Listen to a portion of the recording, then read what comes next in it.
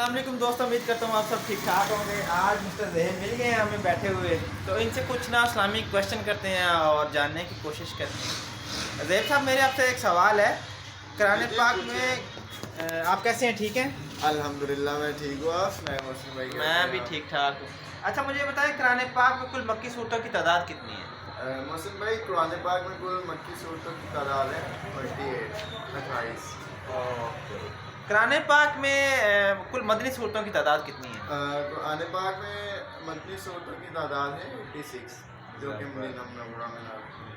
अच्छा, मुझे एक बात और बताइए मिस्टर ज़हीर, कुरान पाक की कुल कितनी मनाजिल हैं? कुरान पाक की मौसम भाई कुल 7 मनाजिल हैं। ओके। कुरान पाक में कुल कितने सजदे हैं? कुरान पाक में मौसम भाई कुल 14 सजदे हैं। ओके। कुरान पाक में नज़ूल के एतबार से सबसे पहली सूरत कौन सी थी? नज़ूल के एतबार से सबसे पहली सूरत थी सूरतुल अलक। माशाल्लाह, बहुत ज़बरदस्त।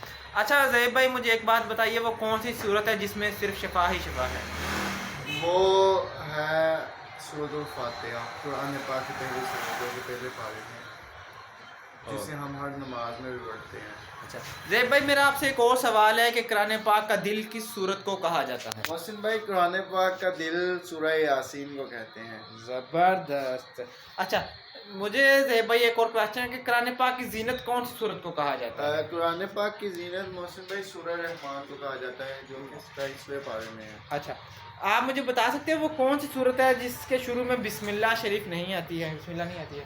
वो सूरत तौबा है, जिसके शुरू में बिस्मिल्लाह नहीं आती। ओके, ज़बरदस्त है। वो कौन सी सूरत है ज़हीर भाई जिसमें बिस्मिल्लाह 2 मरतबा आई है? वो सूरतुल नमल है। ओके। देखा आपने गाइस, माशाल्लाह से ये हमारे ज़हीर भाई हैं जो कि एक सॉफ्टवेयर इंजीनियर हैं, लेकिन इन्हें इस्लाम की भी बेसिक बहुत ज़्यादा इन्फॉर्मेशन है। तो हम सबको भी, आपको भी इन्फॉर्मेशन होनी चाहिए।